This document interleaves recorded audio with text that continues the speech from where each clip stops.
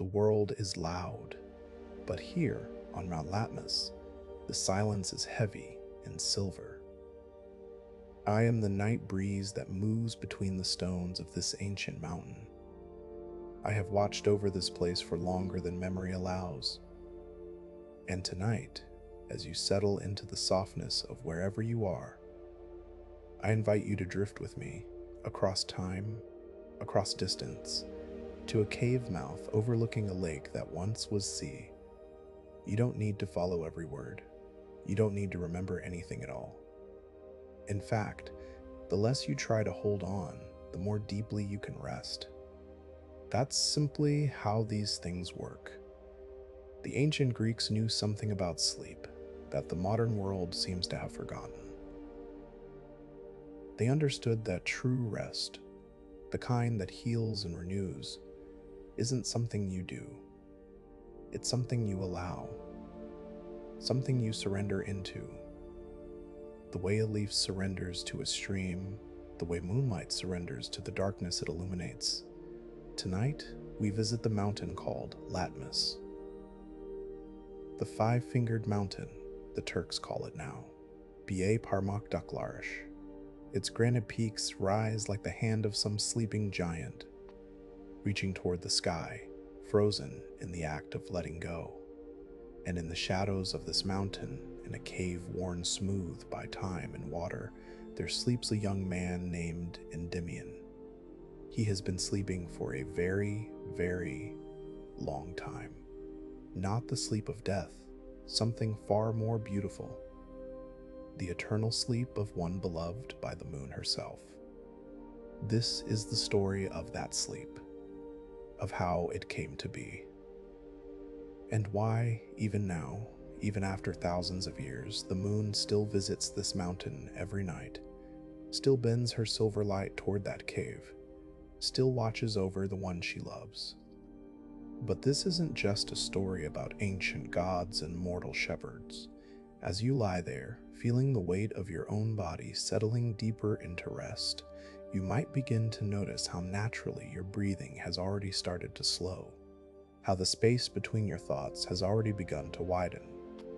Perhaps you've heard stories like this before. Perhaps everything I tell you tonight will feel strangely familiar, like something you once knew and simply forgot. The Greeks believed that all knowledge is remembering, that the soul already knows everything. It just needs the right moment, the right voice, the right silver heavy silence to remember. So let yourself remember now. Let the mountain rise before your inner eye. Let the ancient lake spread out below dark and still. And let my voice carry you, as the night breeze carries the scent of wild thyme, toward the cave where Endymion sleeps. Mount Latmus rises from the waters of what was once the Latmian Gulf, an arm of the Aegean Sea that reached inland toward the ancient world's most sacred places. Today, those waters have become a lake, Lake Bafa. 60 square kilometers of brackish stillness that remembers when it tasted of salt and open ocean. The mountain itself is granite and nice, gray stone that catches moonlight and holds it, almost glowing in the darkness. Poets who visited this place in ancient times wrote that Latmus looked like a storm-tossed sea that had been turned to stone, waves frozen mid-surge, spray crystallized into peaks and ridges. As you breathe in, you might imagine the air of this mountain. Cool, clean, carrying the green fragrance of Turkish pines, the silver-gray sweetness of wild olive trees, the almost visible perfume of thyme and sage and oregano growing wild between the rocks. Rosemary too, its scent like memory itself, sharp and clarifying at first, then softening into something that simply helps you relax. Breathe out now and let that breath carry away anything you no longer need. The thoughts of the day, the plans for tomorrow, the small tensions you've been holding without even knowing you were holding them.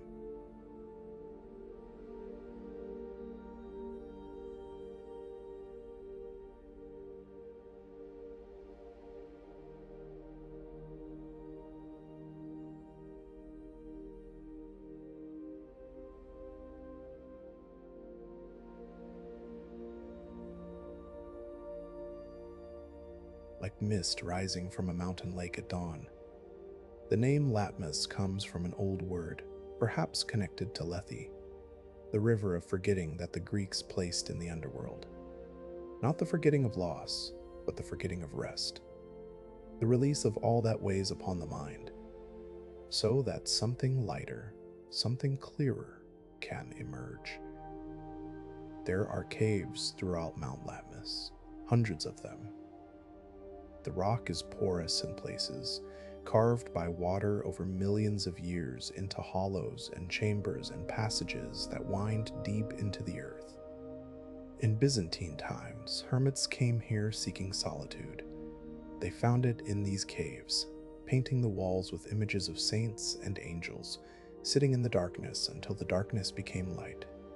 But long before the hermits, long before even the ancient Greeks built their temples here, shepherds knew these caves. They used them for shelter during storms, for storage, for the simple human need to find a place that feels safe. And that's what a cave is, really. A place where the earth itself wraps around you, where the stone holds the same temperature year after year, around 19 degrees, cool in summer, protected in winter, where the silence goes so deep you can hear your own heartbeat, where the outside world, with all its noise and demands and complications, simply cannot follow. Endymion was a shepherd. This we know from the earliest tellings of his story. He wandered these slopes with his flock, knew every path and hollow, every spring where fresh water emerged from the rock, every sheltered spot where the wind couldn't reach. Some say he was more than a shepherd. Some ancient writers suggest he was a hunter too, or perhaps an early astronomer, one of the first to carefully observe the moon and track her movements across the sky.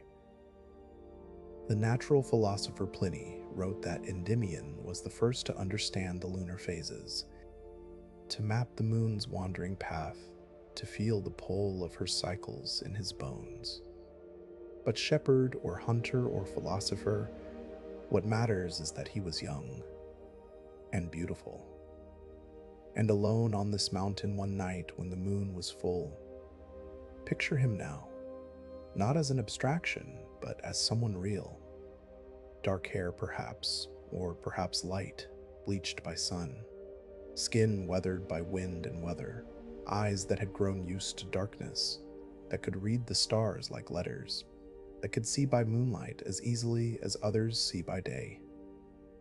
He had a cloak of animal hide, a simple staff worn smooth by his grip, a leather bag containing bread and cheese and olives, perhaps a flute, the kind shepherds make from reeds, with which he would play to his flock in the long afternoons, and to himself in the longer nights. This night, this particular night that would become legend, he climbed higher than usual. Some accounts say he was following a stray sheep. Others say he simply felt called upward, drawn by something he couldn't name toward the cave that would become his eternal home. And as he climbed, the moon rose behind him, casting his shadow long and dark on the silver stone, and the goddess who was that moon looked down and saw him. Selene, her name meant simply the moon. Not a goddess who happened to rule the moon, but the moon itself made divine, made personal, made capable of love. The ancient hymns describe her rising each night from the waters of the ocean, bathing her immortal body in those primordial depths, then ascending into the sky in a chariot pulled by white horses, or sometimes by white oxen, their horns curving like the crescent she wore upon her brow. She was called the Eye of Night, the Torch of Heaven, Pacify, the All-Shining One. Her light was the light that made darkness bearable, that guided travelers and lovers and those who could not sleep, that turned the mundane world into something silver and strange and full of possibility. And on this night, as her chariot rose above the Aegean, as her light spilled down over islands and coastlines and mountains, her eye fell upon Latmus, upon one particular slope of one particular peak, upon one young man climbing toward a cave. The Argonautica, an ancient poem about the voyage of Jason, describes what happened next, in language that still carries its heat across the centuries. The poet writes that Selene's heart was seized by a love without remedy, a love that burned and softened her in equal measure, that made her forget everything except the face she had glimpsed below. She who had watched countless mortals live and die, she who had seen empires rise and fall by her silver light, she who measured out the months and years without counting, felt something she had never felt before. Recognition. As if she had always known him. As if he were something she had lost and only now remembered losing. Can you imagine what that must feel like? To suddenly recognize someone, not because you've met them before, but because some deeper part of you knows them, has always known them. As if you were created in the same moment, separated by accident, and now, finally, found. Perhaps you felt something like this. Perhaps not with a person, but with a place, a moment, a piece of music that seemed to speak directly to something inside you that has no name.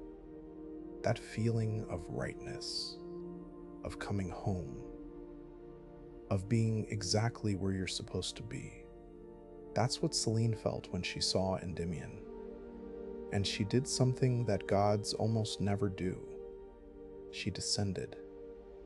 The ancient writer Lucian, who loved to tell stories of the gods with a wink and a smile, describes how Selene came down from her chariot, how she walked noiselessly through the air, treading on tiptoe so as not to startle him, how she bent her silver light around herself like a cloak, approaching not as a blinding divinity, but as something gentler, softer, almost human.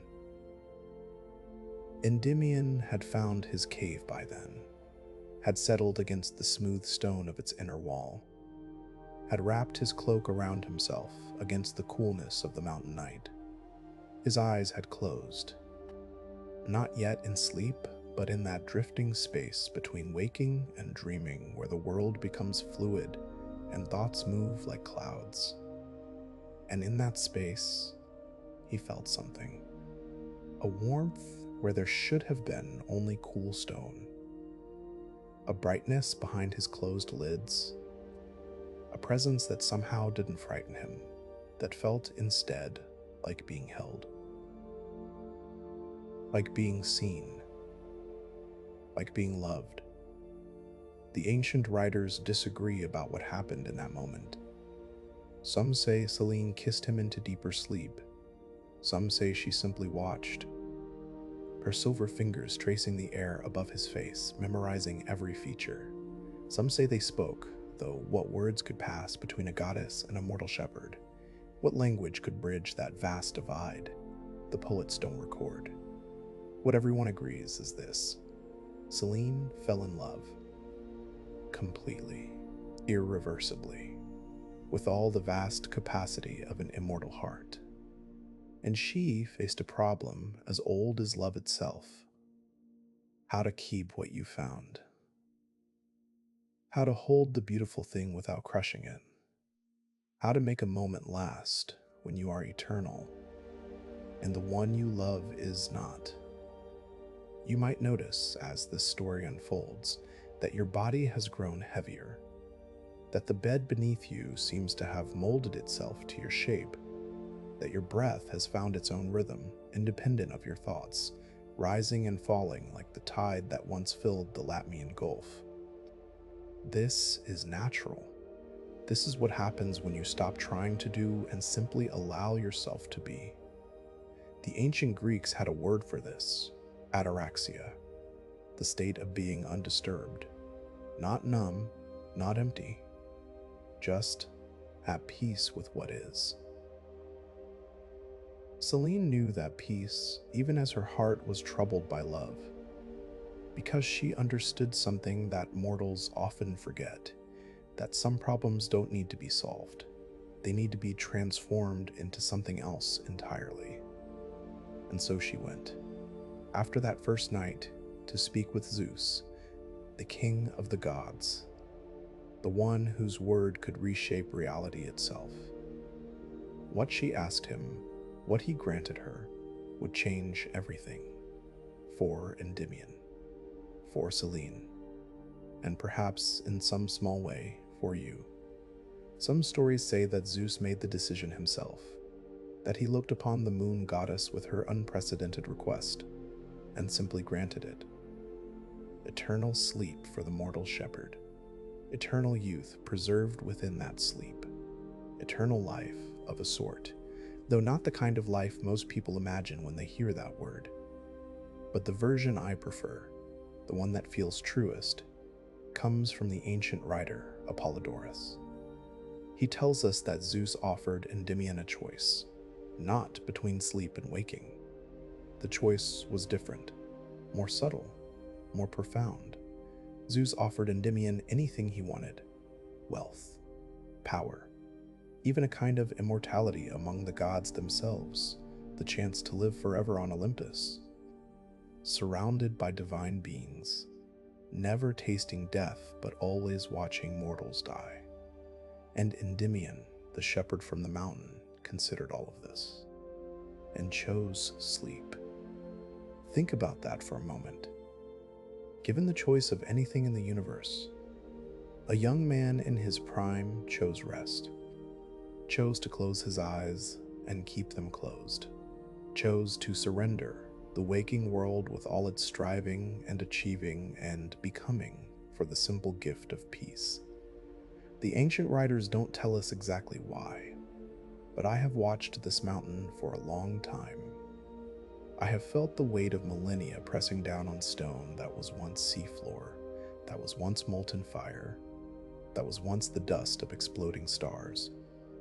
And I think I understand. Endymion understood something. Something that takes most mortals a lifetime to learn, if they learn it at all. He understood that the endless chase, the constant reaching for more, the desperate clinging to a life that will end no matter how hard you hold on, is not the only way to live. There is another way. A way of release, a way of letting go, a way of trusting that the universe will hold you, even when you stop holding yourself. That's what sleep is, really. An act of trust. Every night, you lie down and surrender consciousness. You let go of control.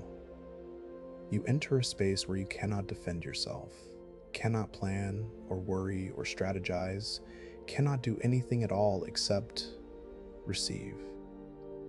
And in that receiving, something heals, something renews, something that cannot happen while you're awake, while you're trying, while you're running the endless hamster wheel of conscious thought. Endymion chose this, not as defeat, not as escape, but as wisdom, as the recognition that some kinds of living, the deepest kinds, happen in stillness. And so Zeus granted his wish. But being a god, being the god, he couldn't resist adding something extra. He made the sleep beautiful. He arranged it so that Endymion would sleep with his eyes slightly open, so that Selene could gaze into them when she visited. He kept the shepherd's body frozen at its peak of youth and beauty, so that time would pass around him without touching him. And he wove into that sleep a sweetness that no mortal sleep had ever contained, a peace that goes beyond the simple absence of disturbance, a rest so complete, so absolute, that the Romans would later create a phrase for the most blissful sleep imaginable.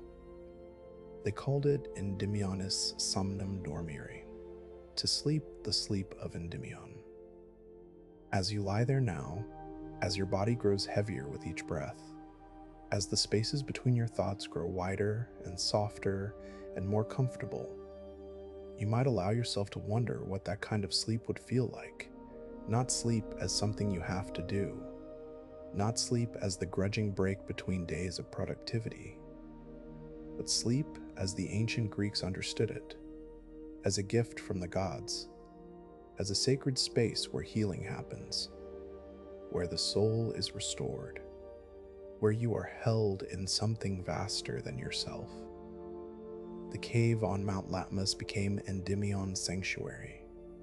The stone that had been shaped by water over eons now held a different kind of treasure. Not gold, not precious gems, but something more valuable.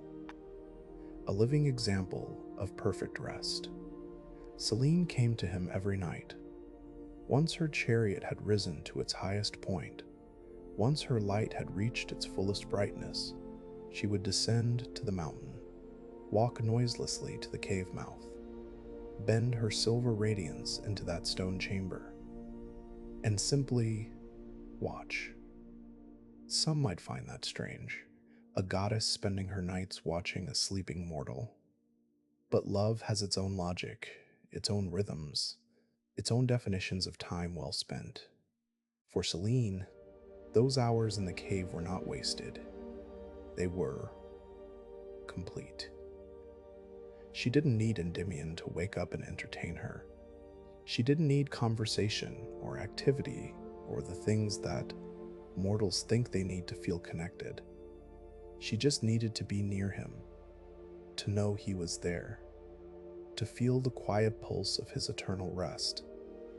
And isn't that, when you think about it, the deepest kind of love?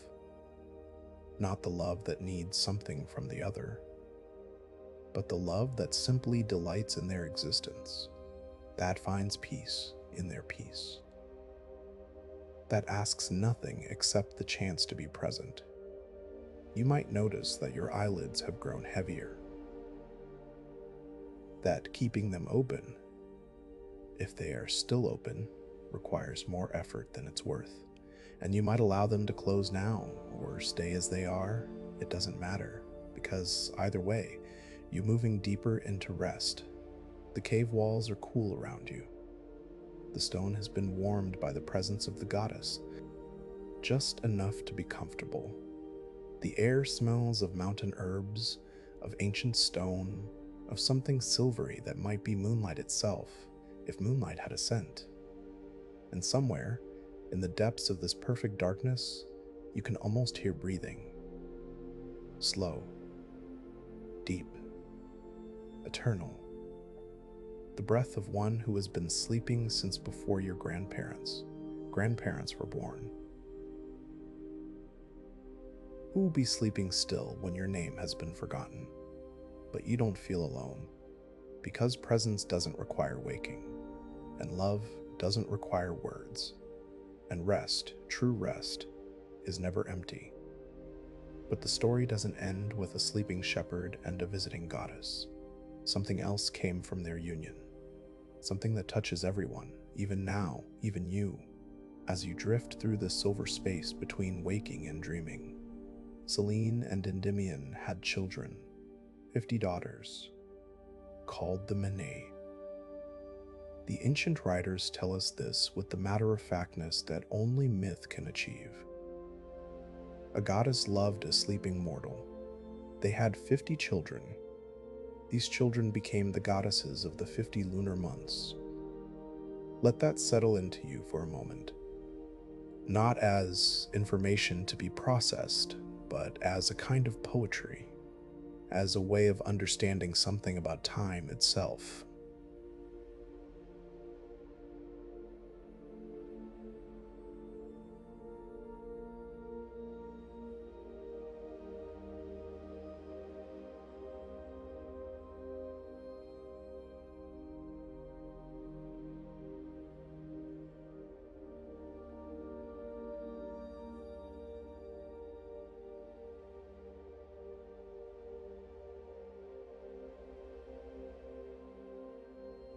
To the first silver sliver of the crescent they called Numania, the holiest of days, to the half-lit face of the first quarter, to the full round brightness of Panselenos, and then waning again, back into darkness, back into renewal.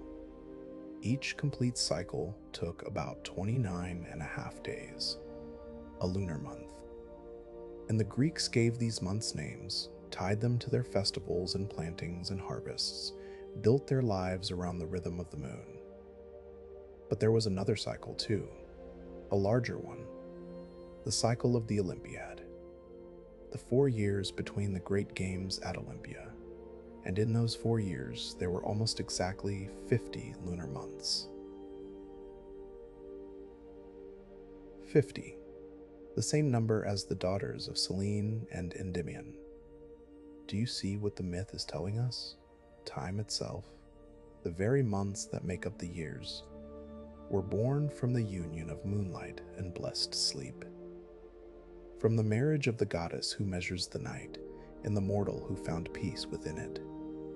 The Mene were not just daughters. They were divisions of time. They were the rhythm of the heavens made personal, given names and faces and stories of their own. Imagine them now, 50 young goddesses, each one slightly different from the last, like the 50 slightly different faces of the moon across its cycle, some bright and full of energy, like the waxing moon that pulls the tides upward, some quieter, more reflective, like the waning moon that lets the waters rest, some barely visible, like the dark moon that hides in the sun's glare, preparing in silence for the next renewal. They moved through the sky with their mother, following her chariot, helping to weave the silver light across the darkened world. And every month that passes, every cycle of fullness and emptiness, every rhythm of light and shadow is one of them, one of the 50 daughters of sleep and moonlight. This is what the Greeks understood about time. It isn't something harsh and mechanical, ticking away your days like a clock counting down. It's something living, something born from love, something that carries within it the same peace that Endymion found in his eternal rest. And if the months are daughters of sleep, then every time the moon changes, every time you notice that sliver of light growing or fading, you are witnessing a kind of family reunion. The Menai dancing around their mother's chariot, the goddess glancing down at the mountain where their father still dreams.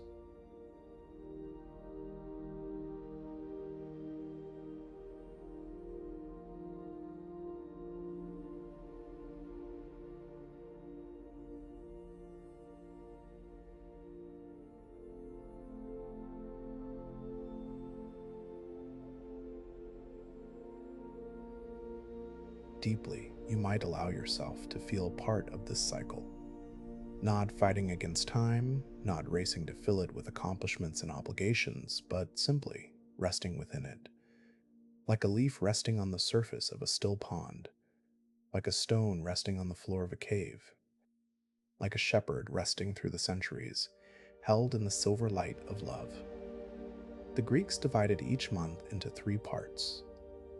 The first 10 days, histomenu, were days of waxing, of building, of things coming into being. The middle days, mesantos, were days of fullness, of completion, of the moon at her brightest and most powerful. And the final days, phthonantos, were days of waning, of release, of things returning to the source. Waxing, fullness, waning.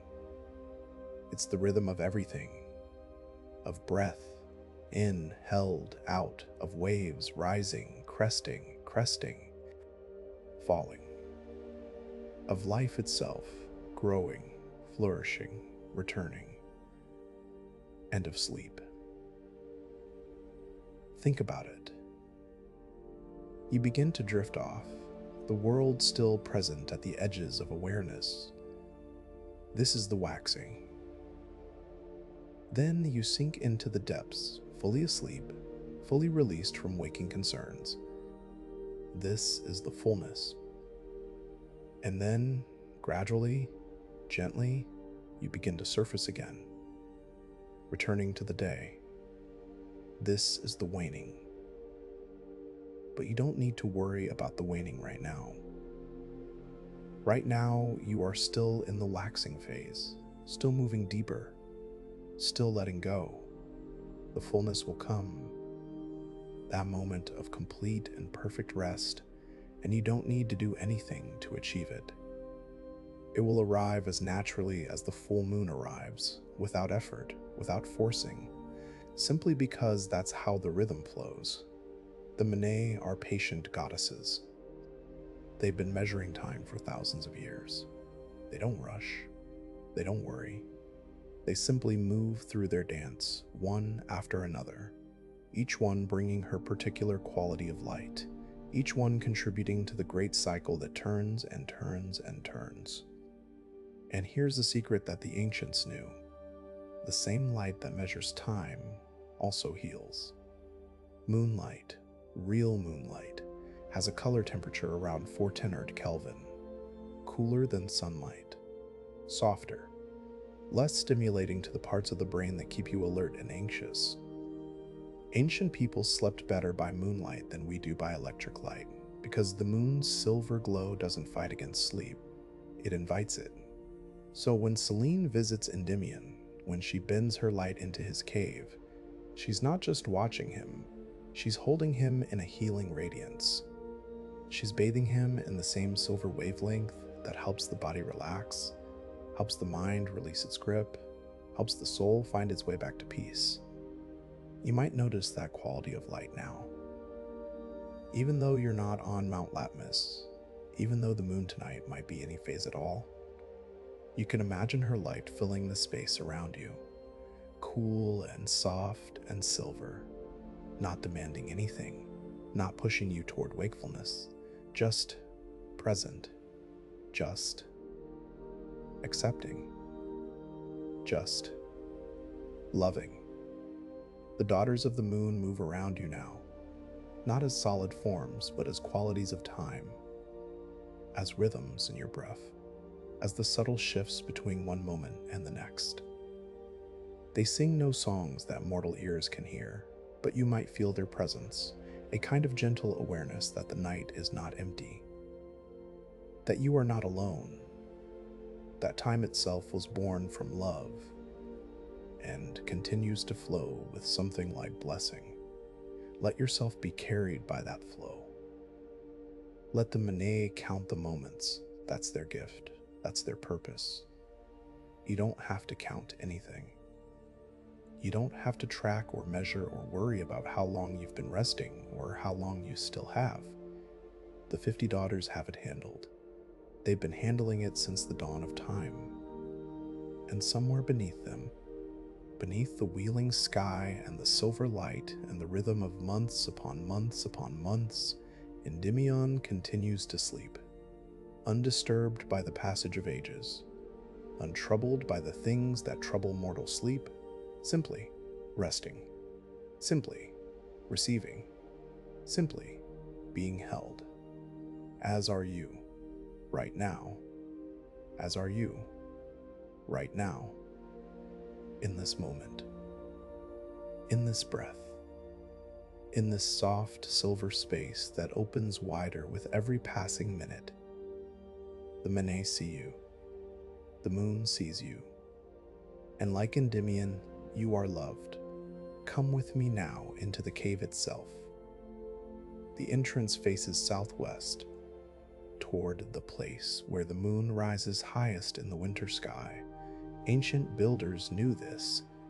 They oriented the sanctuary of Endymion so that Selene's light would reach deepest into its chambers on the longest nights of the year, when mortals need rest most, when the darkness seems endless, when the soul cries out for comfort. The cave mouth is not large, perhaps twice the height of a tall man, perhaps 3 times his width. Stone worn smooth by water that flowed here before humans existed, before language, before myth. This mountain remembers the sea, and the cave remembers being underwater, being carved by currents that no longer flow, being shaped by patient time. Step inside now. Let your awareness move forward, into the darkness, into the cool. The first thing you notice is the temperature. Outside, the Mediterranean night might be warm or cold, depending on the season. But here, inside the stone, it's always the same. About 19 degrees. Cool enough to feel refreshing against skin that has been warmed by the day. Warm enough that you could sleep here without shivering. Perfect, really. As if the earth itself had decided what temperature rest required and simply provided it. The second thing you notice is the silence. Not the silence of a quiet room, where you can still hear the hum of electricity, the distant sound of traffic, the settling of walls and floors. This is deeper. This is the silence of stone that has been listening for millions of years and has grown so used to quietness that sound itself seems like an intruder. You can hear your own heartbeat in this silence. Or rather, you can feel it. A slow, steady pulse that seems to grow louder as the external world grows quieter. Lub-dub. Lub-dub. Lub-dub. The sound of being alive. The rhythm that has been with you since before you were born. Since those early days in another kind of cave, the warm darkness of the womb. Perhaps that's why caves feel so strangely comfortable. They remind us of the first rest we ever knew, the time before time, the sleep before consciousness, the holding before we knew we were being held. Move deeper now. The cave extends back into the mountain, narrowing slightly, the ceiling lowering, the walls pressing closer like an embrace. In some places, water has left formations, not the grand stalactites and stalagmites of show caves, but smaller deposits of calcite and mineral. They catch the moonlight that filters in from the entrance and glow faintly, pale orange and cream and white, like candles that have been burning since the beginning of the world. The floor is smooth in places, worn by feet and knees and sleeping bodies, rough in others. The natural stone still sharp where nothing has touched it. But there's a path. You can feel it even in the darkness. A track worn by centuries of pilgrims, of shepherds seeking shelter, of hermits seeking God, of travelers like you seeking something they couldn't name, but knew they would recognize when they found it. And there, in the deepest chamber, the passage opens again.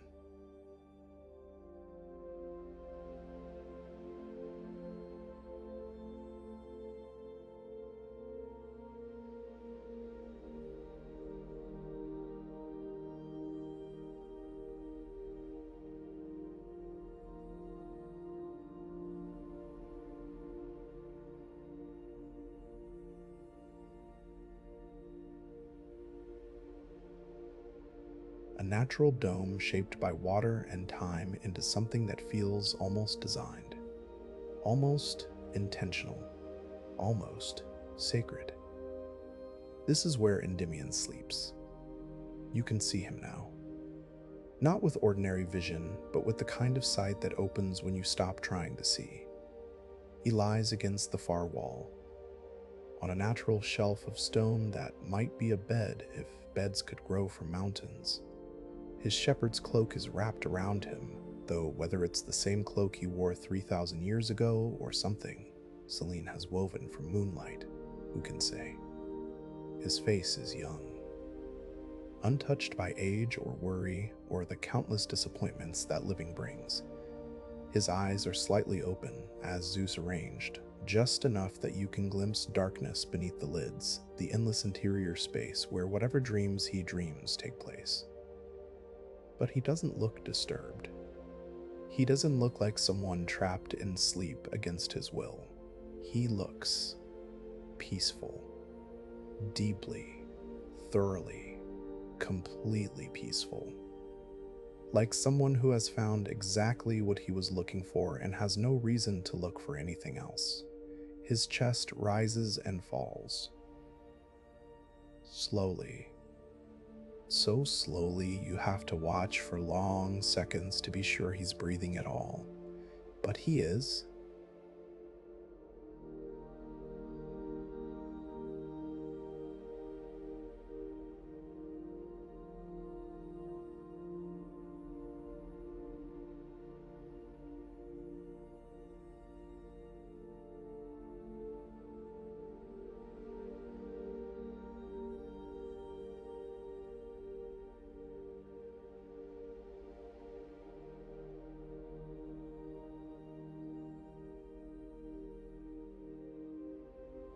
The silence wraps around him like a blanket. The darkness, pierced now by moonlight that streams through the entrance, dances across the walls in patterns that have been dancing for millennia. You could stay here. Nothing is stopping you. Nothing is calling you away. The cave is large enough for another sleeper. The stone is smooth enough to rest upon. The silence is deep enough to hold any burden you might be carrying, to dissolve any tension, to soften any hardness that the waking world has built up in you. In fact, as you become aware of your own body again, lying there wherever you are, you might notice that you've already started to settle in a similar way. Your breath has slowed to match something. Your muscles have released in ways you didn't know they were holding. Your mind has grown quieter. Not empty, but spacious. Like a cave. Like a sanctuary. Like a place where rest can finally happen. The moonlight touches Endymion's face, and perhaps you can almost feel it touching yours. Cool and silver and impossibly gentle. The light of a goddess looking down at those she loves. The radiance that doesn't demand you wake up and be productive. The soft glow that says, rest now. You've done enough. You are enough. Let go. Let go. Let go. The cave will hold you. The mountain will hold you. The night will hold you. The night will hold you. And somewhere, whether in ancient Greece or in the silver spaces of your own deep rest, Selene is watching. Selene is present. Selene loves the ones who choose sleep the way her shepherd chose it, as a gift, as a wisdom, as a way of trusting the universe completely. And you can trust it now. You can trust the stone beneath you, even if it's a mattress, even if it's a bed that has nothing to do with mountains. You can trust the darkness around you, even if it's just closed eyelids, even if dawn is only hours away. You can trust the silence, even if sounds still reach you, because true silence is inside, and it's been there all along, waiting for you to notice. Notice it now. And rest. Feel the stone beneath you now. Or whatever it is you're lying on, let it become stone for these moments. Let it become the floor of the cave, worn smooth by water, worn smooth by time, worn smooth by all the sleepers who came before you. Stone is patient. Stone doesn't mind how long you take. Stone has been waiting for millions of years. A few more hours of your rest are nothing to it. Stone simply holds. Stone simply supports. Stone simply is. And the stone of this cave is special. It has absorbed so much moonlight over the centuries, so many nights of silver radiance, that it almost seems to glow from within. A warmth that isn't temperature, a light that isn't visible, a presence that isn't quite alive but isn't quite inanimate either. The ancient Greeks believed that stones could hold memories, that places could remember what had happened in them. If that's true, this stone remembers peace. It remembers the untroubled breathing of the sleeping shepherd. It remembers the soft footfalls of the moon goddess descending. It remembers silence so deep it became a kind of music. Let your body settle into that remembered peace. Let your weight sink down, down, down, down into the supportive surface beneath you. Feel how completely it holds you. Feel how you don't have to do anything, don't have to hold yourself up, don't have to maintain any kind of tension at all. The stone does the work, the bed does the work, the universe itself does the work of supporting you. All you have to do is receive. And receiving is so easy. It's the easiest thing in the world when you stop trying to do anything else. Receiving is what happens when trying stops. Receiving is the natural state of a body at rest. Receiving is this moment, this breath, this sinking, deeper and deeper and deeper still. The textures of the cave are varied, each one offering its own kind of comfort. Here, smooth stone polished by ancient water. There, rough granite that catches the light and holds it in tiny crystal points. Here, the soft dust of centuries. Accumulated mineral powder that feels almost like sand between fingers that reach out to touch it. Not that you need to reach. Not that you need to touch. You can simply imagine. And imagining is almost the same as experiencing when you're this relaxed. When the boundary between thought and sensation has grown so thin, when the world you're picturing has become more real than the world you left behind. This is how Endymion experiences his dreams, not as thoughts passing through, but as realities he inhabits. His sleeping mind creates worlds as vivid as the waking world, perhaps more vivid, because nothing in those worlds demands his attention or pulls him toward anxiety. He simply moves through them, peaceful observer of his own infinite inner space.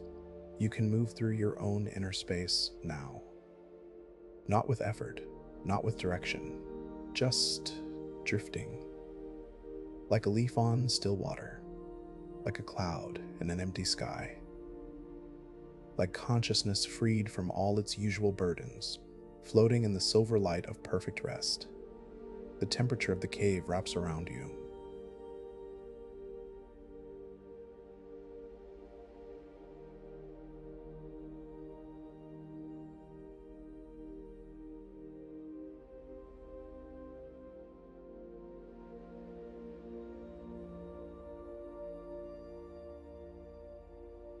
The exact temperature your body finds most restful. Not hot enough to cause discomfort. Not cold enough to require tension. Just perfect. Just held. Just cared for by the ancient earth that knows what sleepers need. Your skin relaxes in this temperature. Every tiny muscle fiber that you didn't even know was working to regulate heat, to respond to drafts, to maintain that constant inner warmth, can let go now. The cave does that work. The darkness does that work. You can simply be. Be warm. Be held. Be comfortable. Be at peace. The air in the cave is ancient. It has been breathed by generations, by pilgrims and hermits and dreamers, by the shepherd himself in those last moments before his eternal rest began. It carries no pollution, no tension, no memory of modern stress. Just the clean scent of stone and time and the faint sweetness of mineral water seeping through rock. Breathe it in, or breathe whatever air is around you now, and let it become the cave's air in your imagination. Let each breath carry peace into your lungs. Let each exhale carry away anything that isn't peace. Simple, natural, automatic. Like the breathing of one who has been sleeping for 3,000 years. You can feel that breathing now, somewhere in the darkness, the slow rhythm of Endymion's chest rising and falling. So slow you might miss it if you weren't paying attention. But you're paying attention now, in that special way that attention works when you're nearly asleep, not focused, not grasping, just aware, just present, just resting in the shared space of sacred rest. The night outside continues. The stars wheel overhead in their ancient patterns. The lake reflects whatever light the sky provides. Animals move through the darkness on their own nocturnal errands. But here, in the cave, time has stopped. Or rather, time has transformed into something else. Into depth rather than length. Into presence rather than passing. This is the gift of the cave. This is the gift of rest. This is the gift that Endymion chose and that Selene preserves with her nightly visits. Not more time, but deeper time. Not longer life, but fuller peace. Not the endless chase of days and years, but the eternal present of being held. You are held now, in this present, in this peace, in this depth of rest that opens wider with each breath you take. The moon has risen now, beyond the cave, beyond the mountain, into the vast dark sky that has been waiting for her. And Selene pauses in her ascent. She always pauses here, above Latmus, above the waters that used to be sea and now lie still as glass below her. She looks down, with eyes that are also light, that see by illuminating what they gaze upon. She looks down at the mountain she has loved for 3,000 years, at the cave that holds her shepherd, at the sleeping form that time cannot touch. She descends, not all the way to the ground. Goddesses don't need to walk unless they want to, but lower, lower than her chariot usually goes, until she hovers just above the cave mouth, until her light can enter directly, unfiltered by atmosphere or distance, pouring into that stone sanctuary like water into a basin, like love into a heart that's ready to receive it.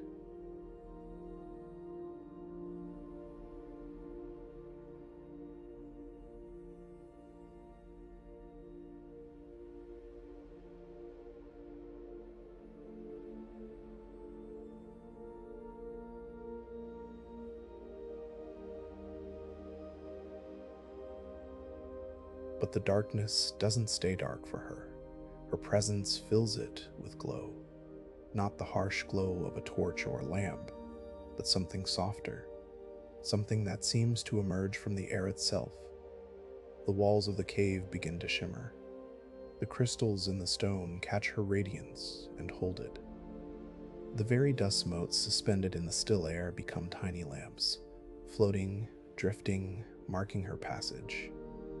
She moves through the outer chamber, past the place where pilgrims used to pause and leave offerings, past the narrow passage that leads to the inner sanctuary.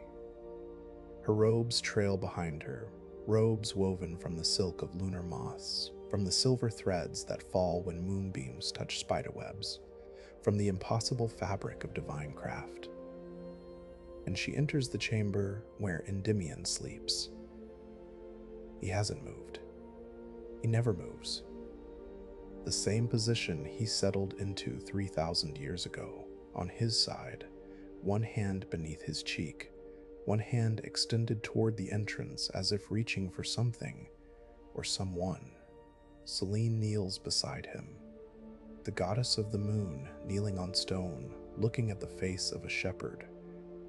There is no indignity in this. There is only love.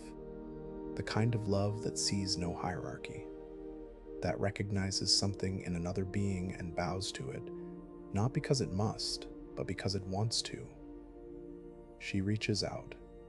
Her fingers, long and pale and luminous, hover just above his face. She doesn't touch him, She never touches him. Some ancient prohibition, or perhaps simply the fear that touch might break the spell, might wake him, might end this eternal arrangement that keeps them both suspended in love. But her light touches him. Her radiance caresses his features. Every night for 3,000 years, the same tender illumination, this same gentle attention, the same wordless worship. What does she think about in these hours she spends watching him sleep? The poets don't say. Perhaps she remembers the first time she saw him, climbing the mountain in the darkness, his shepherd's staff clicking against stone. Perhaps she imagines conversations they might have had if he had chosen waking life instead of eternal rest. Perhaps she simply exists in the moment, the way that only gods and those who have achieved perfect peace can exist, without past, without future, only the endless present of presence. You are in that present now. You have entered it without trying. The moment you stopped reaching for sleep and simply allowed it to approach, you joined Selene in the eternal now. The now that isn't anxious about time passing, the now that doesn't count seconds or worry about hours, the now that simply is. Feel her light on your face now. Even with your eyes closed, even through whatever ceiling or roof separates you from the sky, the moon's light reaches you. It has always reached you. Every night of your life, whether you noticed it or not, Selene's radiance has been falling on the world you inhabit, touching your sleep, blessing your rest. She blesses it now. Not with words. Goddesses don't need words. Not with gestures, her hovering hands are gesture enough, but with intention, with the sheer force of divine love directed toward rest, toward peace, toward the one who sleeps, toward you. Because you are sleeping now, or very nearly, because you are in the cave now, or a place is sacred, because you have chosen rest, like Endymion chose it, as a gift, as a wisdom, as an act of trust in the universe. And the universe responds to that trust. It always does. Not in the dramatic ways that make for exciting stories, but in the quiet ways that make for deep sleep. In the settling of muscles you didn't know were tight, in the softening of thoughts you didn't know were hard, in the gradual release of everything that kept you separate from peace. Selene sees this happening. She watches it with the same tenderness she watches Endymion. Every time a mortal surrenders to sleep, every time a restless mind finally finds stillness, she witnesses it. She celebrates it. She adds her blessing to the natural process of letting go. 3,000 years of watching one beloved sleep. 3,000 years of descending and ascending, descending and ascending. 3,000 years of the same face, unchanging, beautiful, at peace. That's not repetition, that's not boredom, that's devotion. That's the recognition that some things never need to change to remain infinitely interesting. That love doesn't require novelty. That presence is enough. That rest is enough. That simply being here, watching, holding space is everything. And you are being watched now. Not with surveillance, not with judgment, but with love. The same love that illuminates Endymion's cave illuminates wherever you are resting. The same presence that enters his sanctuary enters yours. The same blessing that has sustained his eternal sleep is available to you right now, in this moment, in this breath. Receive it. You don't have to do anything to receive it. You don't have to earn it or deserve it or understand it. You just have to be here, resting, surrendering, letting the silver light find its way to you. It finds its way. It always finds its way. That's what moonlight does. In the cave, there are sounds. Not loud sounds, not disturbing sounds, just the small voices of a world at rest. Listen now, with inner ears, with the kind of hearing that goes beyond the physical. Endymion's breathing. So slow, so soft, you have to strain to hear it. Inhale. A long pause, exhale. An even longer pause. The rhythm of breath that has nowhere to go, no urgency, no worry. Just the simple exchange of air that keeps the body alive while the mind wanders elsewhere. You might let your own breathing match his. There's no need to force it. Just notice. Just allow. As you hear the description of his breath, your body might naturally adjust itself, slowing, deepening, finding its own rhythm within the larger rhythm of rest. And there is another sound, distant but present. The call of an owl somewhere on the mountain outside. The Eurasian scops owl, perhaps, whose voice is like a question asked over and over. Kioti, Kioti, Kioti, Kioti. Every 2 or 3 seconds, that soft, flute-like sound. Not demanding an answer, just asking, just wondering, just keeping the darkness company. In ancient times, owls were sacred to Athena, the goddess of wisdom, but they also attended Hypnos, the god of sleep himself. They were witnesses to the night. They saw what happened in the darkness. They heard the prayers of sleepers and the songs of lovers and the confessions of those who thought no one was listening.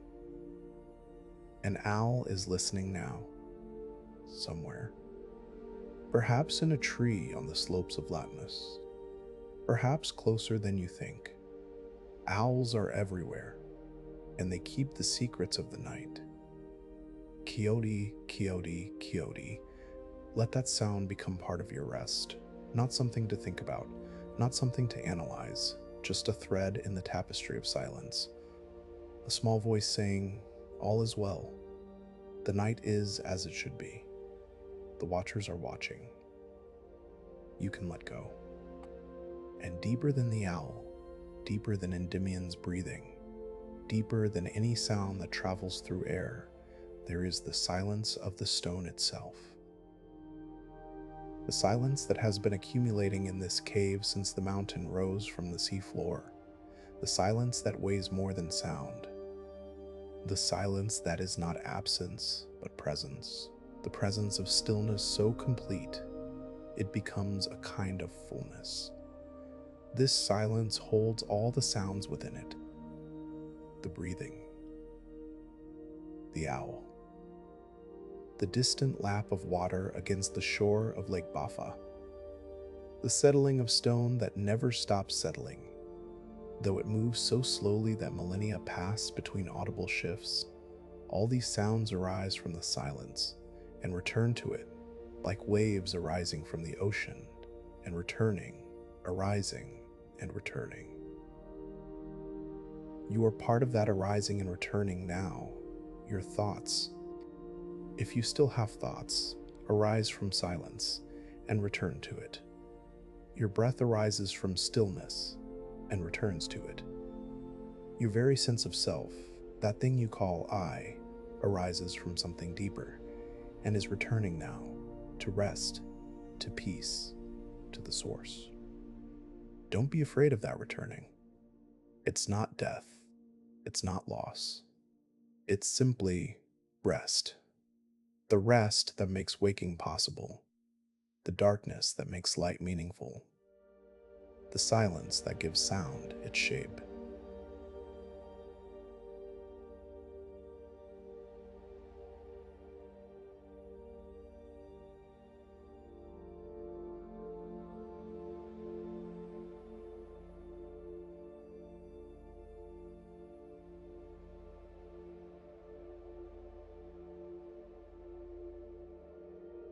And every return is also a gift.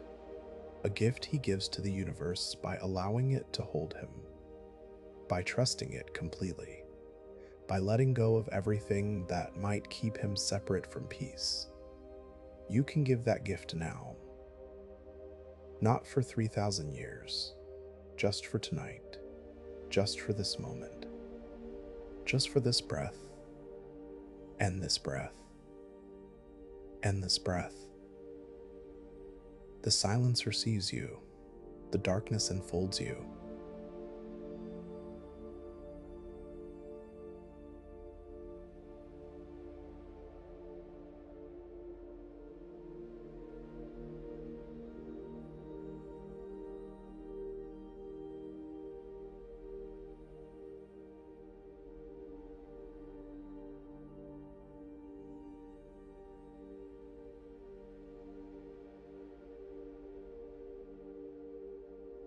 In the place where the cave becomes not just a cave, but a symbol of something vaster, a door into the infinite darkness that holds all light within it. This is where Endymion truly sleeps. Not just in the physical cave, but in this deeper space, the space that exists beneath all spaces, the rest that underlies all rest, the peace that is the source of all peace. You've entered this space now, perhaps without knowing, perhaps knowing completely. It doesn't matter. The space doesn't require your knowledge. It only requires your presence, your surrender, your willingness to stop doing and simply be. Simply be. Those two words contain everything. Simply, without complication, without the endless elaboration that the mind loves so much. Just this, just here, just now. And be, existing without effort, without striving, without any attempt to become something other than what you already are. You are a being who is resting, a being who is being held by the same forces that hold planets in their orbits and keep stars burning in the endless dark. You don't have to understand those forces. You don't have to control them. You just have to rest within them. Like Endymion rests, like the cave rests within the mountain, like the mountain rests upon the earth, resting upon resting upon resting, all the way down. An infinite regression of support. You are never at the bottom of it. There is always something deeper holding what holds you. Always another layer of rest beneath the rest you found. Sink into that now. Let yourself fall gently, slowly, endlessly, into the depths that have no bottom, into the peace that has no limit, into the sleep of Endymion that extends forever in all directions. The moon watches from above, or from within. At this depth, the distinction loses meaning. Selene's light is not just falling on you, it's shining through you. You are not just receiving the silver radiance, you are becoming it. The boundary between sleeper and light, between lover and beloved, between mortal and divine, dissolves in these depths. This is the secret the myth has been trying to tell. Not that a goddess loved a shepherd, not that sleep can be eternal, but that at the deepest level, there is no separation between you and the night, between you and the cave, between you and Endymion, between you and Selene herself. All one, all resting, all held in the same infinite embrace. Feel that embrace now, not as an idea, but as a sensation, not as something outside you, but as what you are. You are the embrace. You are the holding. You are the rest that contains all restless things. And in that being, that simple being, there is nothing left to do, nothing left to become, nothing left to seek or avoid or even understand. Just this. Just peace. Just the eternal sleep that dreams the universe into being. Dream now. Let the dreams come. Whatever images arise, let them arise. Whatever feelings surface, let them surface. You don't have to do anything with them. You don't have to interpret them or remember them or make them meaningful. They are simply what happens when consciousness relaxes its grip, when the mind stops trying to control and simply flows. Flow now. Like water through the cave, like moonlight through darkness, like time through the eternal present that holds all time within it. Endymion dreams. The poets say he dreams of paths through forests that never end, of mountains that climb forever into silver skies, of a woman made of moonlight who loves him without asking anything in return. Perhaps you dream these things too now. Perhaps your dreams have merged with his, two streams joining in the same river, two sleepers sharing the same infinite rest. The cave holds both of you. The night covers both of you. The moon blesses both of you with the same silver light that has been falling since light began. And rest. Rest. The darkness holds you. The silence heals you. The moon watches over you. And somewhere in the cave of eternal sleep, Endymion dreams of paths that lead to peace, and his dreams blend with your dreams, and the night moves slowly toward dawn, and you don't have to notice any of it. Just rest. Just as Endymion sleeps under the watchful silver light, so too are you safe. Just as the cave holds the shepherd in its stone embrace, so too are you held. Just as Selene descends each night to watch over her beloved, so too is something watching over you. These aren't just words. These aren't just stories told to help you sleep. These are truths that the universe has been demonstrating since before the first human closed the first human eyes. You are safe.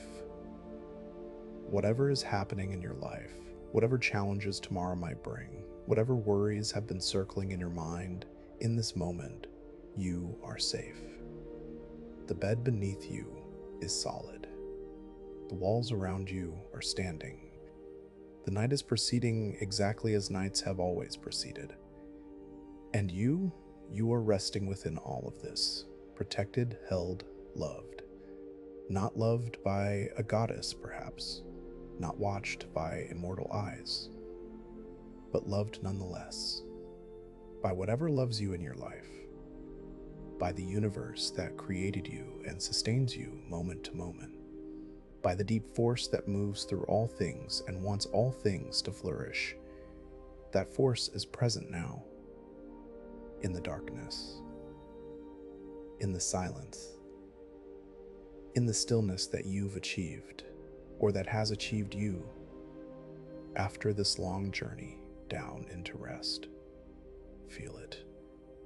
Not as an idea, not as something to believe or disbelieve, but as a presence, as a warmth, as a quality of the darkness that surrounds you.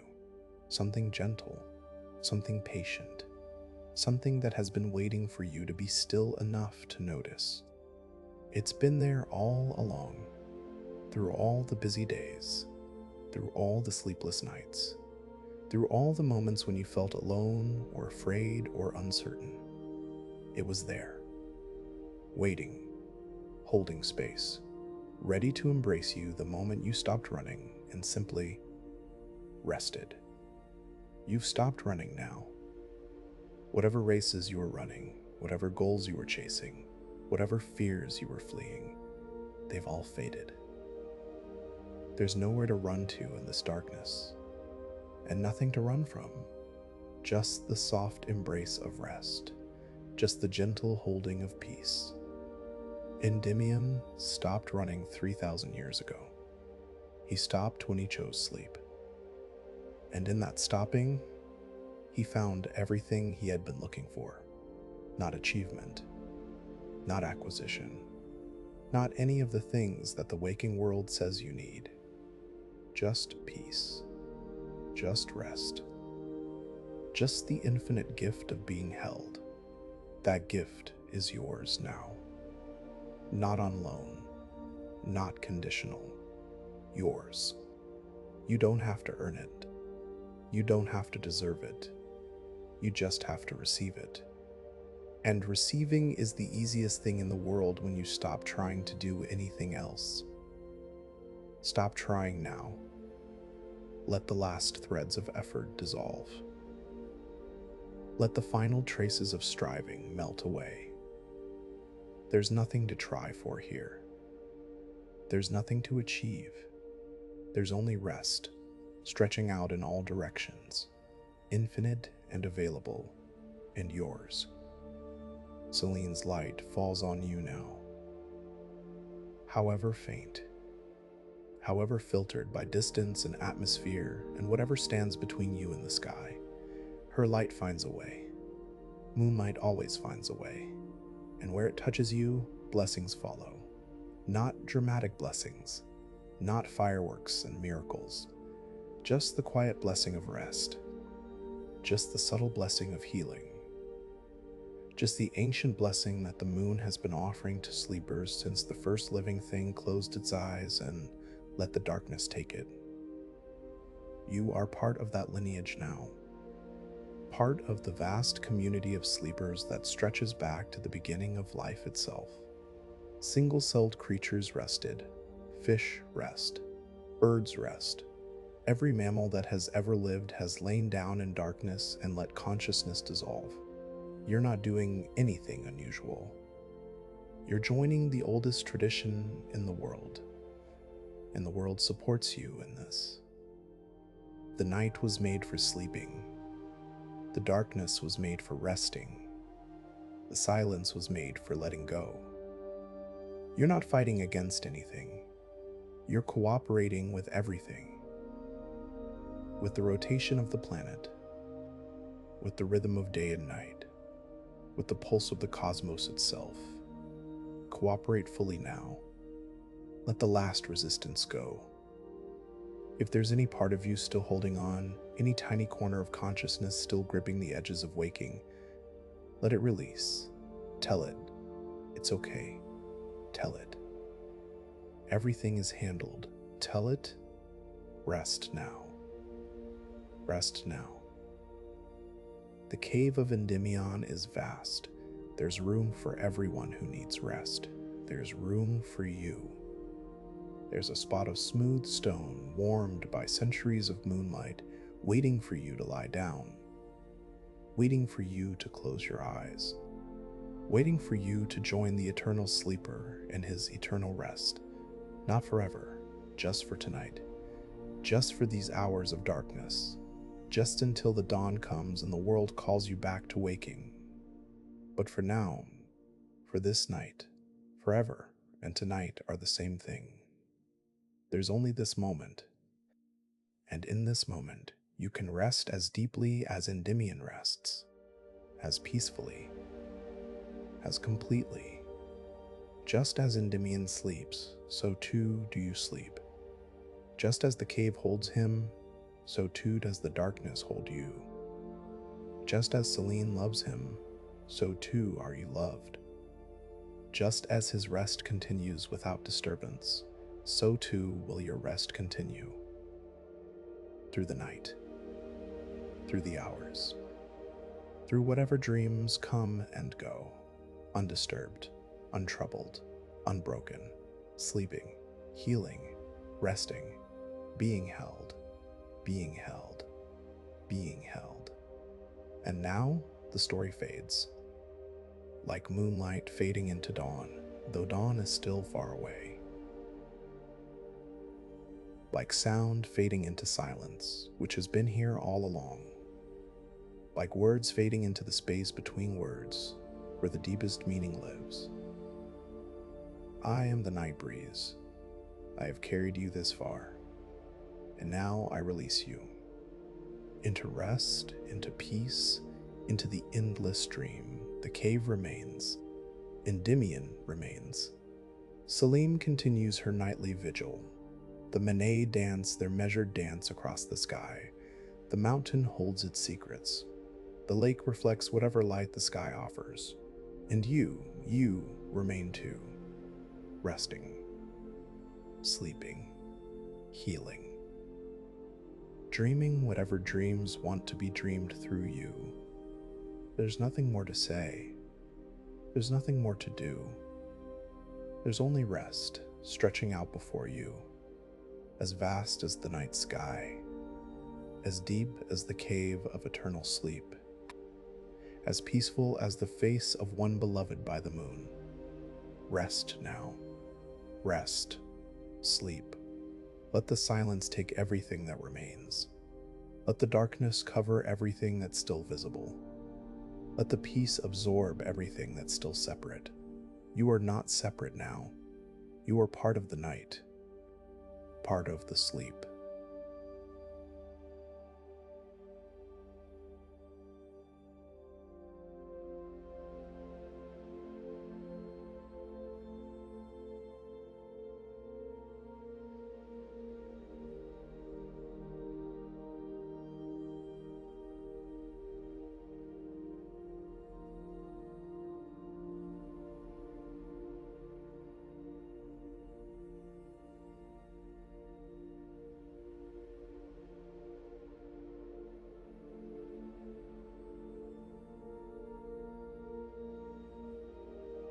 Peace.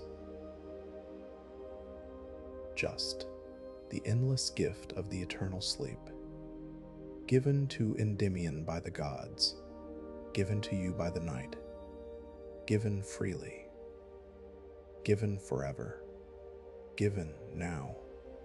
Sleep.